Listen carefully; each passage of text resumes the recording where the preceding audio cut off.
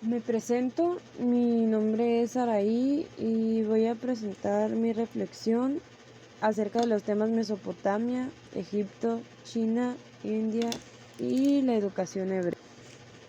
Sumeria fue una de las primeras civilizaciones de Mesopotamia y podría decirse que los dos primeros núcleos de la civilización de la historia de la humanidad fueron la civilización egipcia en el Valle del Nilo y las sucesivas civilizaciones mesopotámicas en el Valle de Mesopotamia o también en el Valle del Tigris y el Éufrates. Las primeras grandes ciudades sumerias fueron Kish, Lagash, Ur, Uruk, Eridu y Nippur. Los sumerios llamaban a su territorio Genghir, lo cual significaba la tierra de los señores, y asimismo se denominaban los hombres de cabeza negra y hablaban una lengua diferente a la de todos sus vecinos. Después vimos acerca de las tumbas de Ur, donde hablaba de una escritora muy famosa llamada Agatha Christie y contaba su historia de cómo empezó toda su relación con su último marido, el famoso arqueólogo británico Leonard Woolley. Esta historia comienza muchos años atrás, cuando Agatha Miller Christie tuvo una discusión con el que en ese entonces era su marido, debido a que este hombre le pidió el divorcio. Por esta discusión ella se desapareció un tiempo y ya que su marido se había ido. Entonces cuando comenzaron a buscarla, pues rápidamente la encontraron debido a que ella era una escritora muy famosa. Y cuando la encontraron buscando tener una apariencia similar a la del amante de su expareja. Y debido a esto, ella decide emprender un viaje, el cual era un reto porque era la primera vez que viajaría sola y tanto tiempo. En este viaje conoce a muchas personas interesantes e incluso intentan cortejarla, pero ella no le da importancia. Se sube a un tren muy famoso y viaja muchísimo hasta, hasta, hasta llegar a Ur, donde conoce al famoso arqueólogo Leonard Woolley, quien había hecho muchas investigaciones acerca de unas tumbas de esta ciudad. Ellos se logran conocer debido al representante de Woolley y entablan una muy bonita amistad que con el tiempo se convirtió en matrimonio, debido a que este hombre ya la conocía porque era fan por así decirlo, de sus escritos. Y por último regresamos a la civilización asiria, donde el imperio asirio fue una de las principales naciones mesopotámicas. El máximo esplendor del estado sirio corresponde a la primera mitad del milenio 1 a.C. y su origen parte del asentamiento de distintas poblaciones nómadas orilladas a orillas del Tigris, y esta civilización llegó a su fin cerca del año 609 a.C. Después vamos con las civilizaciones egipcias, China e India. Estas civilizaciones vivían de la agricultura principalmente.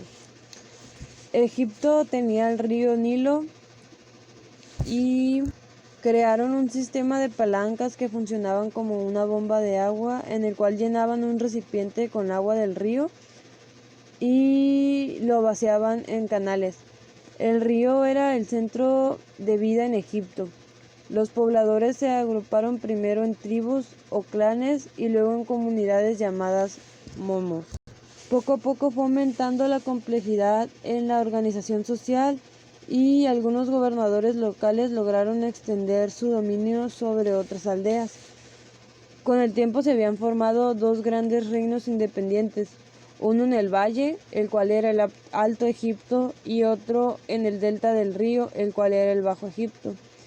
pero en el año 3100 a.C. ambos reinos fueron unificados por el rey Menes y desde entonces hubo un solo reino donde la mayor autoridad se dominaba al faraón.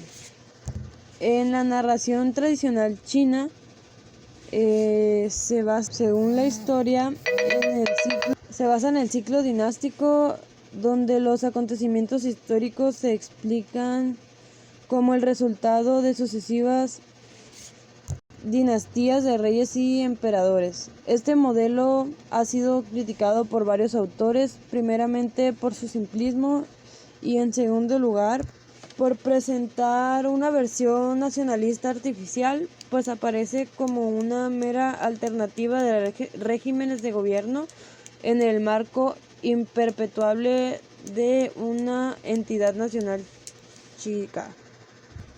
India es una de las comunidades más antiguas y en el cual formaron aldeas al noroeste del valle del río Indio, las cuales crecieron hasta volverse ciudades en el año 400 a.C. Estos asentamientos se extendieron al oeste y al noroeste de la India. Se dedicaban al cultivo del trigo, la cebada, el sésamo y el algodón, también a la cría de los búfalos, camellos y cabras y a la alfarería. Trabajaban el bronce, el cobre, el plomo y el estaño y eran excelentes tejedores. Comercializaban por tierra con Asia Central e Irán y por agua con Egipto y Mesopotamia. En el año 1500 a.C., los arios invadieron y dominaron India, obligándolos a emigrar al sur. Por último, se hablaba del antiguo pueblo hebreo, donde sus rasgos culturales eran la concepción del teocéntrico del mundo y la tendencia a la segregación. Contemplaba al pecado original como condicionante de la naturaleza humana y la esperanza mesiánica. Y hablaba de la conciencia del éxodo. El padre de familia era el principal responsable de la educación de los hijos y era el jefe, educador y el sacerdote. Mientras que la mujer era quien educaba a los hijos en los primeros años de vida y se encargaba de la educación de las hijas referente a las cosas del hogar y cómo ser una buena esposa. Y su educación se basaba en la Biblia, siendo Dios el principal de todos, y los profetas eran como los intermediarios entre la divinidad y el pueblo. Y mis reflexiones las saqué de Mesopotamia, fue de la síntesis del ejercicio que nos puso la maestra. De Egipto, China e India fue de la página de Historia para Todos, y de la educación hebrea fue de un video de YouTube proporcionado por la maestra, el cual hablaba de la historia de la educación hebrea de la Universidad a Distancia de Madrid.